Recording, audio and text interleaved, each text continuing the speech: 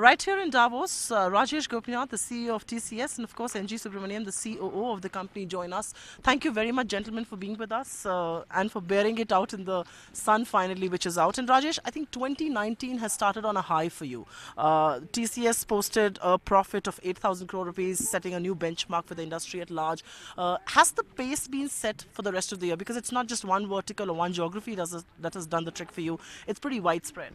We are very happy with the broad-based nature of that growth, and we are seeing a fair amount of confidence in the pipeline and the discussions that we're having with our customers.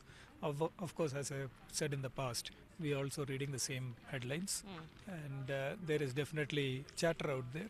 But when we look at our own businesses, our own customers, we see a very strong technology agenda and a very strong growth and transformation agenda playing out. And we are participating in it and very well positioned for it, which is giving us a lot of confidence in the near-term future. What are IT spends looking like? Are people far more optimistic than last time? That's one question. The second question is UK did exceedingly well for you in the third quarter, but there is a new uncertainty on the horizon, and that's Brexit. How is that playing out? Both the UK uncertainty as well as the overall global environment, its impact, we will have to wait and see how it translates during the course of this quarter. If you look at people as they went into the holidays, actually towards the end of last year, there was a sense of optimism. The sense of negativity actually started only sometime in December.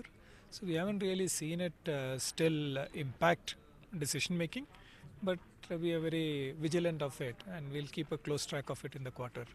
But as I've said, we closed a pipeline which is 20% higher than what we did last quarter. As we look forward into the pipeline is very strong. So we are, playing it by the ear and participating where we see the opportunity. And just the question that I think, taking on from where he left, the world a little more pessimistic than it was around the same time last year. The visa issues, and they keep coming up. Subcontracting costs have gone up, and I had promised Rajesh I'm not going to talk about margins with him, but let me bring up margins with you. What will all of this mean? The cost of doing business onshore, online. See, I think certainly the cost of doing business in terms of local hires, local consultants in various markets is on the rise, no doubt about it. But so are the opportunities, and so are the agenda for customers in terms of adopting digital technologies, specifically in terms of artificial intelligence, blockchain, cloud migration, and some of those things are very high on the agenda. These are typically comes at a price point which is above the normal. So I think it's a question of business is all about managing the constraints, and then and subsequently the investment that we have made in agile, especially on the location independent agile, means that we are able to integrate a global workforce and the distributed talent of ourselves as well as our customers together to deliver on the growth and transformation agenda for customers very rapidly. I mean, all this means that we should be comfortable in terms of maintaining our aspirational margin band of 26 to 28. The one question which exposed a little bit of a dichotomy, and you said that TCS is going to aggressively and look at and spot opportunities when they arise, and NGS here said that you will not get into an aggressive pricing war. Margins should not be impacted. Is there a little bit of a dichotomy there? And I'll get both of you to answer. No, I think as we have said in the past, the aggressiveness is in the supply side. We see a market which is supply constrained, but we have, as we have said, we're going to back our sales teams and we're going to participate in the demand and do what it takes to handle the supply side issue. So even if you have to take short-term areas like bringing in more contractors on board, we're going to do that and then optimize it over the medium to long term. So the aggressiveness that you see is on the supply side. So aggression on the supply side, but no compromise on pricing. Absolutely. Okay, quick question also, and I think I'll begin this bit with him. The kind of investments that we're going to see in 2019 in terms of digital and hiring and all of that, where would the focus areas be? I think so. What we have done in the last about 12 months or 12 to 18 months under Rajesh's leadership is to align our research and innovation very much to the business and what our customers are looking for, beyond the investing in the frontier areas of technologies. To that extent, I think artificial intelligence continues to be a big focus area for us. Automation, how do you clearly envelop or embed let's say, machine learning and algorithmic thinking and the design thinking into our solutions is a great focus area. The second thing is platform business is really doing well.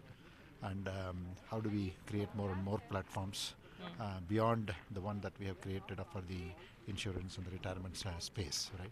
Even these are some of the areas that we are working on. And healthcare and life sciences side, things like next generation sequencing and genomes areas, how do we advance smart drug development, and some of those areas are very key for our investments.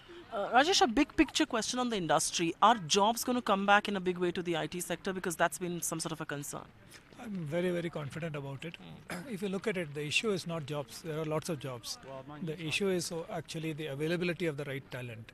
And as long as we are able to train and reskill at scale, I think the demand side is so strong that jobs is not the problem. We ourselves are hiring massively. We have hired already. We have closed more than 30,000 offers for the fresher hiring, and the way we see it, we are likely to be exceeding that by a fair amount of margin. As you know, we actually conducted a very groundbreaking exercise in India, where we went and opened up our hiring at a national qualifier test level, so that we are going beyond just the campuses that we are hiring, and we are making it a very democratized process where the best in the country can participate. Almost more than 210,000 people participated in that test. So both the interest level is high, the supply side is high in India, and we see a demand side which is very, very strong. So that side we are very well focused on. We see an equal amount of focus in the developed markets, where we are intervening very deeply inside the high school curriculum level, trying to encourage STEM education and trying to increase the pull-through into the university system, which is very strong in the developed markets, but it just doesn't have enough people.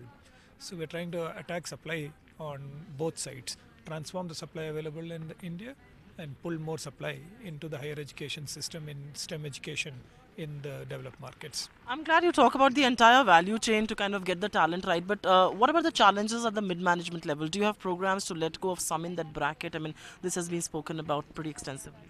No, we always maintain that there are no legacy people, only legacy technologies. The focus of upskilling and reskilling is very high on the agenda. Over the last 4 or 5 quarters, about up to 250,000 of our employees have gone through this upskilling agenda.